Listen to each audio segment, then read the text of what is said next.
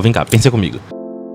Existem alguns personagens que sobrevivem ao tempo, não importa quão longo for, mas não são muitos aqueles que sobrevivem às suas próprias versões, como o Batman, por exemplo. Tipo, ao longo de quase literalmente 100 anos, ele já foi de tudo. Um detetive no ar, um vigilante trágico, esse mentor cansado, o pai inexperiente, um ícone político, uma lenda urbana, enfim. Em cada uma dessas eras, cada um dos roteiristas, diretores, desenhistas, enfim, dobravam e redobravam o personagem como bem entendiam, às vezes desconstruindo conceitos, às vezes imortalizando novos fatos ao cânone dele, e ainda assim, quando a gente olha para qualquer uma dessas encarnações, de algum jeito, de um jeito ou de outro, ele ainda tá sempre inconfundivelmente ali. Isso não se trata só de coincidência, sabe? É algo mais.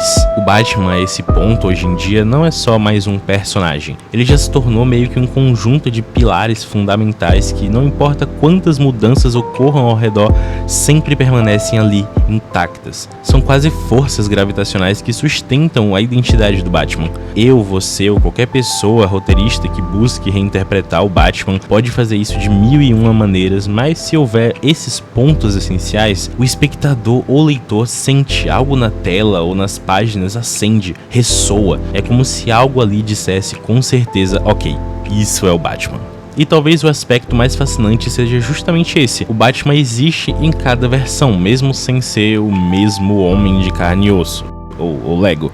Mas o que eu quero dizer é que cada autor decide iluminar um fragmento diferente dessa alma fraturada desse cara. Às vezes focando na violência, ou compaixão, estratégia, nos traumas, enfim. Mas cada uma dessas versões carrega um pedaço da verdade, sabe? Por isso eu decidi fazer esse vídeo, listando algumas cenas diferentes do personagem, meio que inspirado no que foi um outro vídeo aqui do canal nesse estilo, mas só com cenas do Homem-Aranha 2. E para que fique logo claro, não são as melhores cenas do Batman, nem mesmo as mais famosas. São alguns momentos de obras diferentes que batem diferente em mim e na minha relação com esse cara, que revelam aspectos complementares desse personagem que nunca se esgota. Cada um é um corte, um vislumbre ou fragmento da essência dele mesmo, do que o move, do que ele teme se tornar, e assim a gente tenta entender qual é essa constância que o mantém vivo e relevante mesmo após décadas e mais décadas.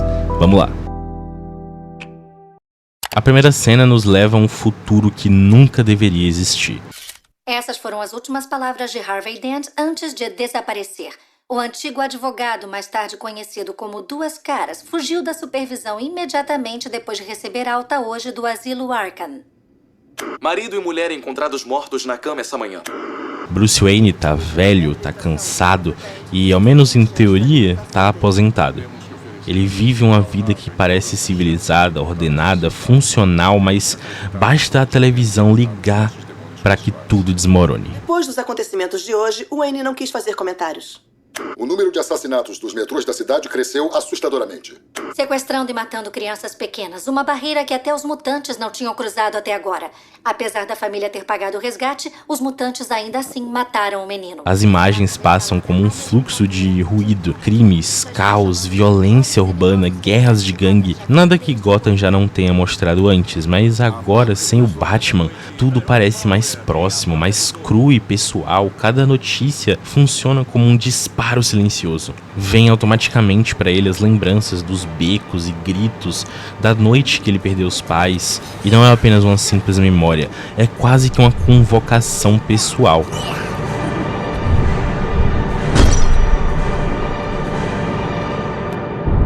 Pode-se presumir que o Duas Caras voltará a cometer crimes. 4 mortos em um ataque. O mais poderoso dessa cena é meio que a forma como o Bruce reage a tudo isso.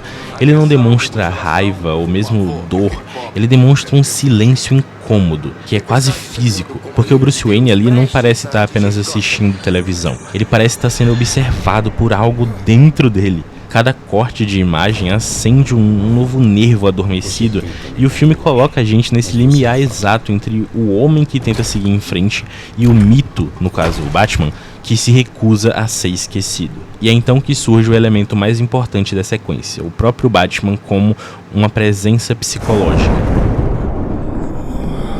Você sente isso na sua alma?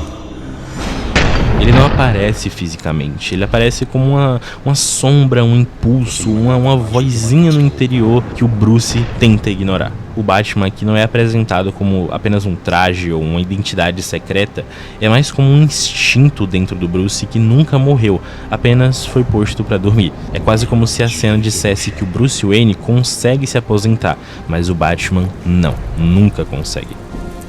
A alma do Batman é maior do que o próprio Bruce ali. Ela não depende de juventude ou mesmo do vigor dele, nem de aparelhos, bugigangas, gadgets, nem de vilões icônicos. Ela é uma resposta visceral a um mundo que insiste em continuar sendo cruel. E quando esse mundo desperta essa ferida dele, a ferida original dele, mesmo décadas depois, a hora chegou. O mito do Batman abre os olhos de novo. A cena revela um dos pilares fundamentais do personagem, que o Batman é a tentativa de dar forma a um trauma que nunca cicatrizou dentro daquele garotinho naquele beco. É o modo que o Bruce encontrou de sobreviver, não a Gotham, não aos criminosos, mas a si mesmo. Patrão Bruce, o senhor sente-se bem? Estou cansado, Alfred. Essa agora revela outro extremo da essência do personagem. O momento em que o próprio Batman olha pra si mesmo e pergunta se ainda vale a pena existir. Não fico surpreso. Não fez uma refeição sequer hoje. E não me lembro da última vez que dormiu. Um corpo cansado pode ser cuidado, mas um espírito é outra coisa. Pinguim, condenação anulada. Às vezes, meu amigo, me pergunto se realmente faço algum bem lá fora. Essa cena é de um episódio da primeira temporada da série animada do Batman.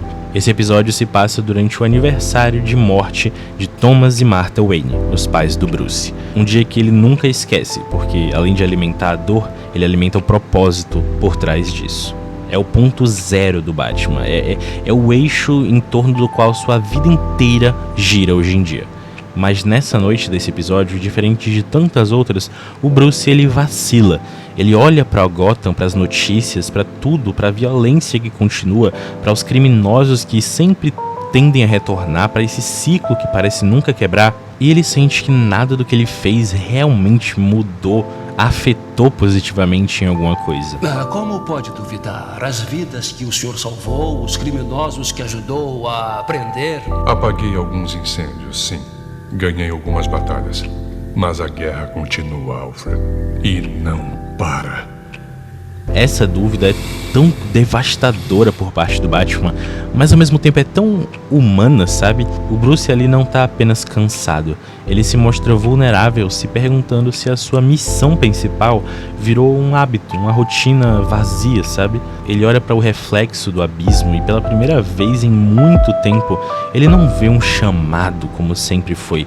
Ele vê, parece que um erro talvez. E essa série, que era para ser infantil, infanto-juvenil, enfim, tem uma sensibilidade única em tratar isso. Porque não trata como fraqueza, mas como uma clareza meio que dolorosa, sabe? Porque o Batman, no fim de tudo, ele não é infalível. E o episódio mostra isso nos seus primeiros minutos. Ele, apesar de tudo, é um ser humano que colocou nas costas uma tarefa impossível de corrigir essa cidade inteira.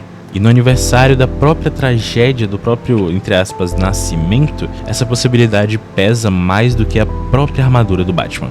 É um momento intenso quando Bruce admite para si mesmo, quase que silenciosamente, que talvez ele devesse nunca ter sido o Batman, que não faz diferença. Talvez ele não esteja salvando ninguém realmente. Talvez ele esteja apenas adiando meio que o inevitável. É uma crise silenciosa e íntima e, como eu já falei, vulnerável, que nenhum criminoso poderia provocar. E sim é algo que é provocado apenas pela própria memória dos pais. É isso, pra mim essa cena é incrível e revela outro pilar da alma do Batman. Ele não é movido pela certeza em si, ele é movido pelo dever mesmo quando há dúvida. Ele não luta porque ele acredita que ele vai vencer sempre, ele luta porque ele não conseguiria não lutar, não suportaria não fazer isso. É aqui que esse desenho mais uma vez alcança algo, extraordinário. Ao mostrar o Bruce à beira de desistir mesmo, o episódio mostra o que mantém ele de pé de fato. Porque ao contrário do mito que todos ali parecem ver, o verdadeiro Batman é só um homem que hesita, que questiona e mesmo assim ele decide ir para mais uma noite. Existem momentos na história do Batman que o mito, como eu já falei, fica pequeno demais para conter o próprio homem, o próprio Bruce Wayne. Essa cena em específico do filme A Máscara do Fantasma é basicamente isso. O instante em que o Bruce Wayne deixa de ser esse símbolo, essa lenda intocável, e se revela apenas como um garotinho, um filho implorando aos pais mortos por uma permissão que ele sabe que nunca vai vir. Isso não quer dizer que não me importe mais. Eu não quero desapontá-los, juro, mas é que já não está doendo tanto. E vocês podem entender isso, não podem? Ouçam, eu posso dar dinheiro para a cidade, eu posso contratar mais policiais. Deixem que outro corra o risco, é diferente agora. Sério, essa é uma das cenas mais dolorosas de toda a mitologia do Batman e também uma das mais corajosas. Eu fico realmente feliz de que os responsáveis tiveram a coragem para fazer uma cena como essa, porque ela revela algo que nenhuma versão verdadeiramente coerente do Batman pode ignorar, que ele não nasceu destinado ao sofrimento. Ele escolheu isso de certa forma. Quer dizer, mais precisamente, ele tentou não escolher e não conseguiu. Ele tentou escapar desse dever, desse chamado, mas não conseguiu. E quando ele fala, a frase vem partida, vem trêmula, vem dolorosa. Eu sei que fiz uma promessa, mas eu não previa isso. Eu não esperava ser feliz. Eu me arrepio só de rever essa cena, porque essas palavras específicas quebram algo na imagem clássica do Batman. Não há uma máscara, não há uma postura altiva e heróica. Ali tem apenas um homem que encontrou por um breve momento algo que os autores raramente permitem que ele tenha, que é a chance real de uma vida comum. E essa mera possibilidade destrói ele por dentro. Ele não tá implorando para abandonar o juramento, ele tá implorando para não trair os próprios pais. Ele sente que ao ser feliz, ao amar, ao querer genuinamente viver uma vida normal, ele estaria deixando de honrar a memória deles, dos pais dele. É uma culpa quase que religiosa, sabe? É uma prisão construída ao redor dele, só que ele mesmo construiu isso. E é isso que torna a cena tão brutal. O Bruce não luta contra os bandidos aqui, ou contra criminosos de Gotham, vilões megalomaníacos, não, ele luta contra a própria felicidade, cara. É genial essa sequência e como ela cria esse contraste. Em muitas versões, na maioria delas, o Batman é tratado como esse sacrifício heróico. Mas aqui, ele é um sacrifício que não é desejado mais. É um fardo que ele assumiu antes de compreender o que estaria perdendo, provavelmente. Ele fez esse juramento quando ainda era apenas um jovem quebrado e agora, adulto, mais velho, ele tá descobrindo o real preço disso. Esse é um pilar essencial da alma do Batman pra mim, que muitas vezes é ignorado porque chega a ser desconfortável. O Batman nasce não só da dor, mas desse conflito dentro dele. Ele quer ser feliz, ele quer ter um lugar ao sol, um futuro, ele quer ter paz, mas também ele sente que ele deve algo ao próprio passado, algo que nunca vai conseguir ser pago completamente. Quando ele implora aos pais por permissão para parar, ele não tá renunciando ao Batman em si, ele tá tentando provar a si mesmo que ele ainda é livre. E quando a resposta não vem, quando a resposta é apenas o silêncio dos túmulos e o trovão da chuva, o Bruce entende o que significa realmente ser o Batman. Não é puramente vencer, ou perder, ou salvar as pessoas, e sim é carregar continuamente esse fardo. A primeira cena que a gente viu aqui mostrou que o Batman nunca morre completamente. E a segunda mostrou que o Batman sobrevive até mesmo à dúvida. Mas essa cena da Máscara do Fantasma revela meio que o porquê por trás de tudo isso. É porque o Bruce acredita que ele não tem o direito de ser qualquer outra coisa além do Batman. A capa, o uniforme, ele não tá vestindo mais ela. Ele tá herdando isso. Meio que da pior maneira possível, pra ser sincero.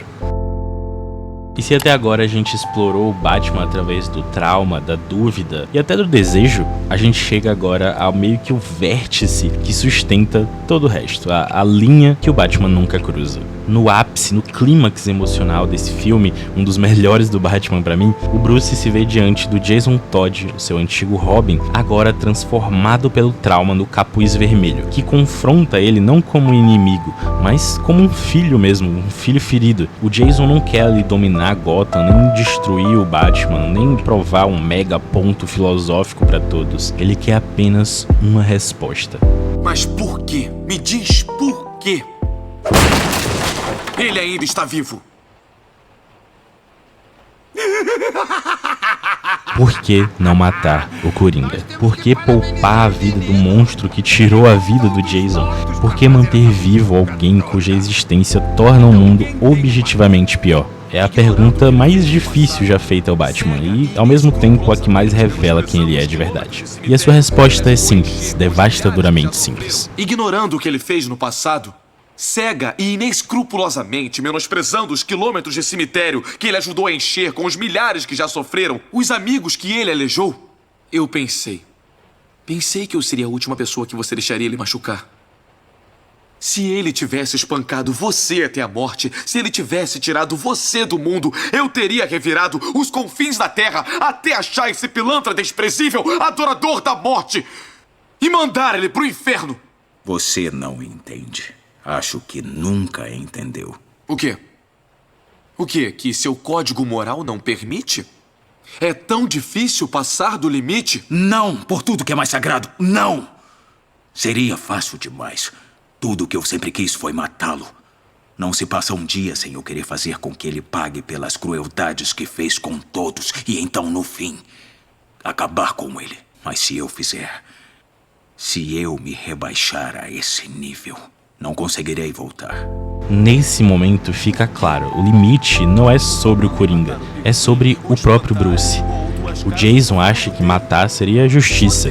O Bruce sabe que matar seria um tipo de libertação. E é justamente por isso que ele não pode fazer isso. Porque ele entende que dentro dele existe esse tipo de escuridão, lá no fundo, uma raiva ancestral, um animal faminto, aguardando apenas um gesto para ser solto, ser liberado. E se esse gesto for matar, mesmo que seja por um bem maior, não vai ter caminho de volta. Foi aqui que eu entendi esse pilar fundamental do Batman por completo. Ele não mata para proteger a si mesmo. E é aqui que eu vou roubar um pouquinho também e colocar outra cena que conversa tematicamente com essa primeira. Durante o clímax do filme Batman Bad Blood, Bruce é controlado mentalmente, manipulado para se tornar aquilo que ele mais teme, um assassino. O seu corpo luta contra o Asa Noturna, que é o seu aliado, e tudo parece perdido, exceto pelo fato de que há algo dentro dele que simplesmente não permite que o ato final aconteça. Mate-o. E é o Asa Noturna, o seu primeiro Robin, o seu primeiro filho, que o lembra, no meio do desespero, as coisas que realmente importam. Acabe com eles. Você uniu todos nós porque entendia a nossa dor, nossa solidão, melhor do que qualquer um. Precisávamos de uma família. Precisávamos de você. Atira logo! Você não é só uma máscara. Você é um homem.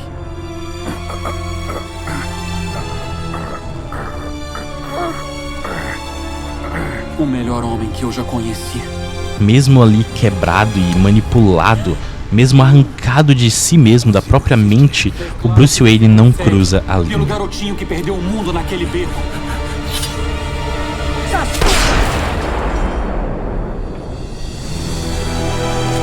O condicionamento tenta empurrar ele, a dor tenta justificar aquilo tudo e o próprio mundo ao redor dele tenta racionalizar aquela ação.